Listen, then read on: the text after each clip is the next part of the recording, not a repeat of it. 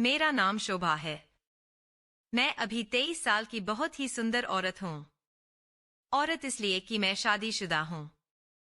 मेरे शादी के करीब 4 साल हो जाने के बाद भी अभी कोई बच्चा नहीं है। मेरे पति का टूर जॉब है, जिससे वो हमेशा बाहर ही रहते हैं। मेरे घर में सास ससुर और एक छोटा देवर है। बच्चा नहीं होने का कारण डॉक्टर ने बताया कि तुम्हारा पति बहुत ही कमजोर है, इसलिए सबसे पहले उनका इलाज करवाओ। डॉक्टर से दिखाने के पहले मेरे घर वाले यही समझ रहे थे कि दोस्त मुझ में ही कोई कमी है। जब मैं यह बात अपने सास को बताया कि डॉक्टर ने कहा है कि प्रॉब्लम पति में है, तो वो लोग शांत हुए। नहीं तो वो लोग हमेशा ताने देते रहते थे। जब मैं यह बात अपने सास को बता रही थी, तब मेरा देवर भी वही था। मेरे सास ससुर दोनों नीचे फ्लोर पे रहते हैं और मेरा कमरा ऊपर है। मेरा देवर का भी कमरा मेरे कमरे के बगल में है। उसे दिन का खाना खाकर ऊपर छत पर टहल रही थी।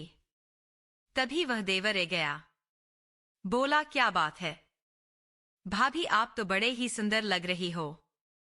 आपका बदन की खुशबू से तो कोई भी लड़का आपके पास खींचा चला आएगा।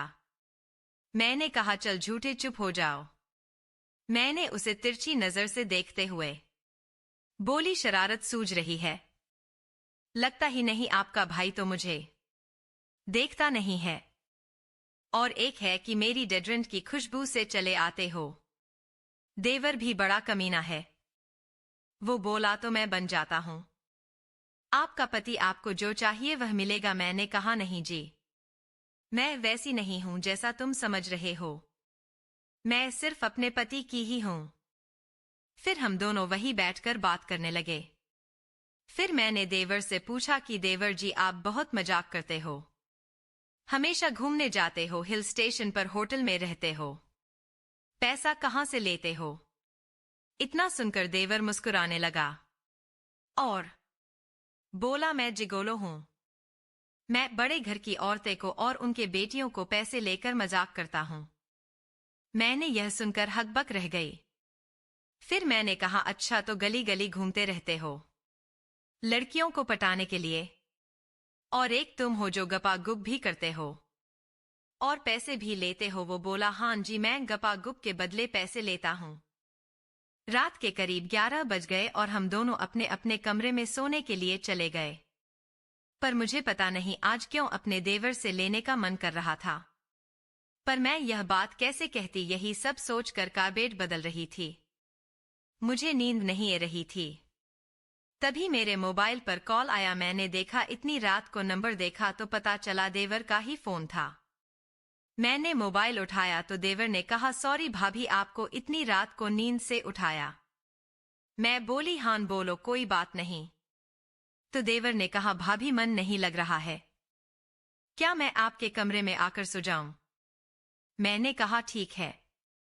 और वह मेरे कमरे में ये गया। बोला, भाभी, आपसे एक बात कहानी है।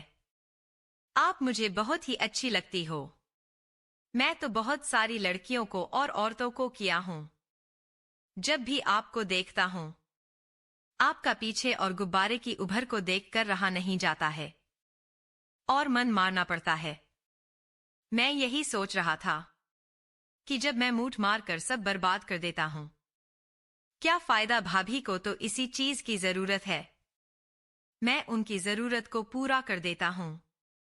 भाभी मैन भी चाचा बन जाएगा और घर में एक नन्हा मेहमान भी आ जाएगा। इतना मैं सुनते ही अपने देवर को गले से लगा लिया। मैंने कहा, आपने तो मेरे मैन की बात आपने सुन ली। देवर जी, मैं आपकी हूं, आप जो चाहे कर सकते हो, पर इस बात का ध्यान रहे कि यह बात किसी को बताना नहीं। उसने कहा, नहीं बताऊंगा, और वह भी मेरे होंठ पर किस करने लगा। और मैंने कहा, इतनी भी जल्दी क्या है? पूरी रात अपने पास है, नीचे मम्मी पापा सो गए हैं। जो करना है बढ़िया से करो। और मेरे ऊपर टूट पड़ा। मैं भी उसका साथ देने लगी। फिर वो मुझे खुश किया और फिर बहुत ही ज्यादा टाइम हो गया था और फिर मेरा देवर मेरा पास ही सो गया। उसके बाद मेरे और देवर के बीच यह क्रिया चलती रही। कुछ दिन के बाद मैं मां बनने वाली थी, लेकिन सबको यही लग रहा था कि यह बच्चा मेरे पति का है। लेकिन मैं और देवर जानते थे कि यह बच्चा मेरे देवर का है, और मैं पहले से ज्यादा खुश रहने लगी। और फिर मेरे पति बाहर भी रहते तो मेरे देवर मेरा ख्याल रखता। दोस्तों, आपको हमारी कहानी कैसी लगी आप हमें कमेंट बॉक्स में जरूर बताएं। थैंक यू और लव यू। मिलते हैं आपसे अगली वीडियो में।